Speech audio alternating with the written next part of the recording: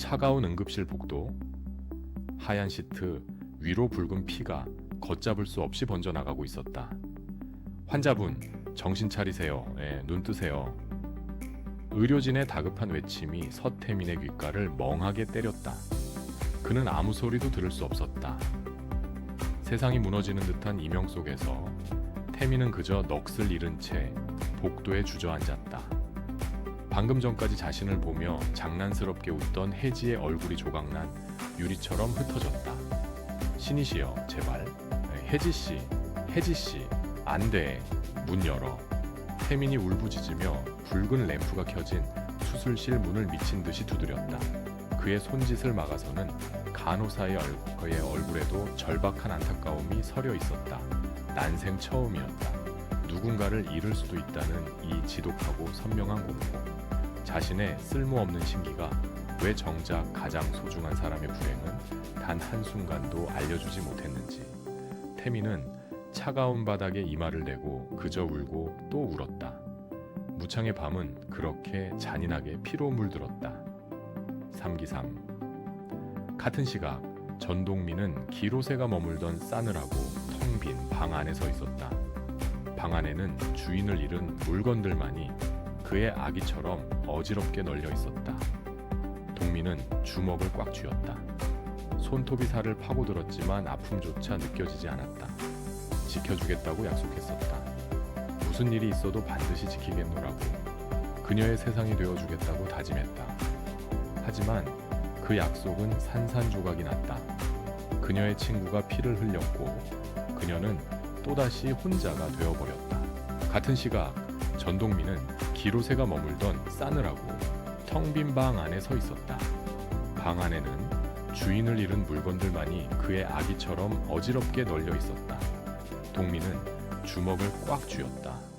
손톱이 살을 파고들었지만 아픔조차 느껴지지 않았다.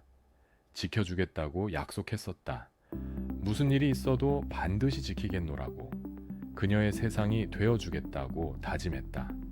하지만 그 약속은 산산조각이 났다.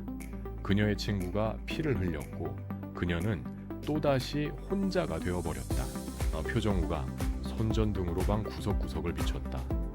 먼지 쌓인 바닥과 얼룩진 벽지. 여기가 기로새가 쓰던 방이야. 분명 뭔가 있는 것 같은데. 동민의 눈이 매섭게 빛나기 시작했다. 지독한 자책감은 이내 뜨거운 분노로 변했다. 단순한 폭력배가 아니다. 이건 명백한 살인 청부다. 누가, 왜 그녀를 죽이려 했는가? 그 배후를 찾아내지 못하면 자신이 사랑한 그녀를 영원히 잃게 될지도 모른다. 절대 그렇게 둘 수 없었다. 그때 동민의 발에 무언가 딱딱한 것이 밟혔다. 그가 몸을 숙여 낡은 장판 틈새를 더듬었다. 손끝에 작은 플라스틱이 걸렸다. 이건 숨이 멎는 것 같았다. 기로새가 미처 처리하지 못한 증거. 작은 메모리 칩이었다. 어쩌면 이것이 모든 것을 뒤집을 유일한 열쇠일지 모른다. 동민은 떨리는 손으로 그것을 집어들었다. 그의 눈에 서늘한 살기가 어렸다. 승, 챙, 악마의 속삭임과 흔들리는 신념, 제표 10화, 고요한 사무실, 이돈의 핸드폰이 낮은 진동으로 울렸다. 그는 액정을 확인했다. 발신자는 가선영. 그는 잠시 망설이다 숨을 고르고 통화 버튼을 눌렀다. 수화기 너머로 가선영의 나긋나긋한 목소리가 뱀처럼 흘러나왔다. 이 변호사, 오랜만이네. 마치 아무 일도 없었다는 듯한 목소리. 그 평온함이 오히려 이돈을 소름 끼치게 만들었다. 이 여자는 자신이 무슨 짓을 했는지 정확히 알고 있다. 그리고 이 전화는 전쟁의 시작이다. 가선영이 웃음기 섞인 목소리로 말을 이었다. 마치 안부를 묻는 듯 다정하게. 무창이선 유치원 이미선 원장, 이 변호사 사촌 누나라며 사이좋아 보이던데. 이돈의 표정이 순간 차갑게 굳었다. 그녀는 이미 모든 것을 파악했다. 가족은 건들지 말죠. 그의 목소리에 날선 경고가 담겨 있었다. 하지만 가선영은 오히려 즐겁다는 듯이 가볍게 웃음을 터뜨렸다. 어머, 무서워라. 내가 제안 하나 할게. 김영란, 그 애한테 얼마 받았어? 죽은 아버지 유산 2배, 3배. 가선영의 목소리는 달콤한 독약 같았다. 그녀는 이 돈이 무엇을 원하는지 정확히 알고 있었다. 아니, 그런 시시한 거 말고 네가 원하는 만큼 줄게. 네가 원하는 만큼. 이돈의 심장이 바닥으로 떨어지는 듯 크게 요동쳤다. 개천에서 용이 되기 위해 그가 평생을 쫓아온 것, 그 모든 것을 단번에 이룰 수 있는 악마의 제안이었다.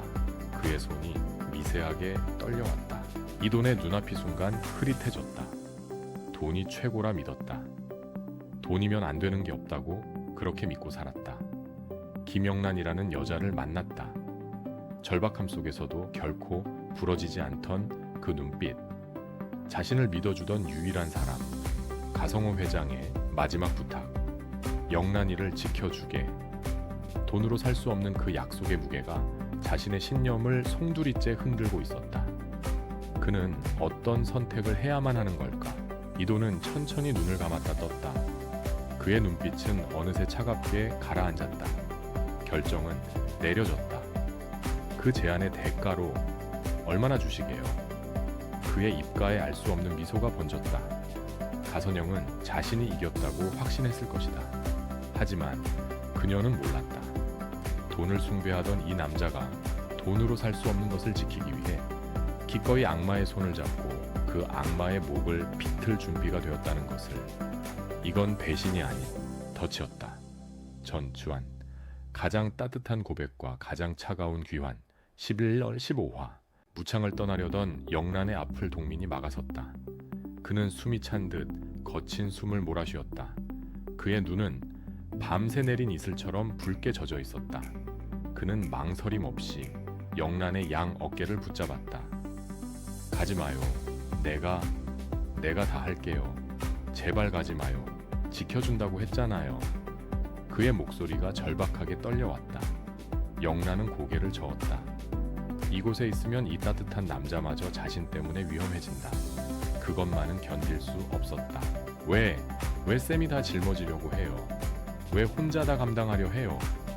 동민은 말을 잇지 못했다. 그저 그녀를 바라보는 것밖에 할 수 없었다. 그의 눈에서 뜨거운 눈물이 흘러내렸다.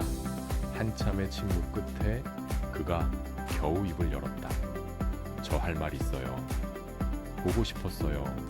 처음 본 순간부터 단 한 번도 이런 감정은 없었다. 그녀가 무창에 온 순간부터 이미 자신은 그녀 없이는 안 될 것 같았다. 영란에서 눈동자가 지진이라도 난 듯 크게 흔들렸다. 보고 싶었어요. 자신의 인생에 단 한 번도 존재하지 않았던 말, 존재할 리 없다고 믿었던 따뜻하고 절절한 진심이었다. 이 남자의 온기가 얼어붙었던 심장을 자꾸만 녹이려 했다. 안 되는데, 더는 기대면 안 되는데, 이 사람을 불행하게 만들 수는 없는데. 그녀는 입술을 피가 나도록 깨물었다. 이 따뜻함을 지키기 위해 자신은 이제 더 차가운 지옥으로 돌아가야 한다. 영란은 애써 세상에서 가장 슬픈 미소를 지었다. 아마도 이것이 부세미로서의 마지막 미소일 것이다. 고마워요. 그 말 평생 잊지 않을게요. 그녀는 동민의 손을 조심스럽게 밀어냈다. 손끝이 타는 듯 뜨거웠다. 나도 많이 보고 싶을 거예요. 정말로. 그것은 그녀가 남길 수 있는 유일한 진심이자 가장 아픈 작별 인사였다. 그녀는 뒤돌아섰다. 다시는 울지 않기 위해. 그리고 서울. 가성그룹 긴급 기자회견장. 수백 개의 플래시가 폭포처럼 터지는 단상 위로 한 여자가 걸어 나왔다. 무창의 부세미 쌤이 아닌 날카로운 하이힐과 전투복처럼 단단한 검은 정장을 입은 김영란. 그녀의 눈빛은 무창을 떠나올 때와는 비교할 수 없을 만큼 차갑고 단단했다. 복수의 여왕이 자신의 성으로 화려하게 그리고 공식적으로 귀환했다. 결지의 붉은 피의 진실과 마지막 선언 16주년 10화. 가성그룹 자선 행사. 가선영은 그 어느 때보다 우아하고 자비로운 표정으로 사람들 앞에서 웃고 있었다. 김영란의 충격적인 기자회견 폭로에도 불구하고 그녀는 조금도 위축되지 않은 듯했다. 오히려 모든 것이 자신의 계획대로 흘러가고 있다는 듯한 소름 끼치는 여유마저 느껴졌다. 사람들은 그녀의 가식적인 미소에 박수를 보냈다. 그녀가 마이크를 잡으려던 바로 그 순간이었다. 끽약! 날카로운 비명과 함께 클래식이 흐르던 행사장은 순식간에 아수라장이 되었다. 방금 전까지 웃고 있던 가선영이 목을 감싸 쥔 채 쓰러졌다. 그녀의 순백의 드레스 위로 선홍빛 피가 마치 붉은 꽃처럼 빠르게 번져나갔다. 김영란의 복수인가? 아니면 모든 것을 빼앗긴 가선우의 폭주인가? 아무도 알 수 없었다.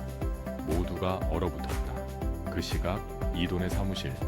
영란은 대형 TV 속보로 가선영의 피습 장면을 보고 있었다. 그녀의 표정은 놀랍도록 평온했다. 마치 저 장면을 몇 번이고 시뮬레이션 했다는 듯이. 자작극일 겁니다.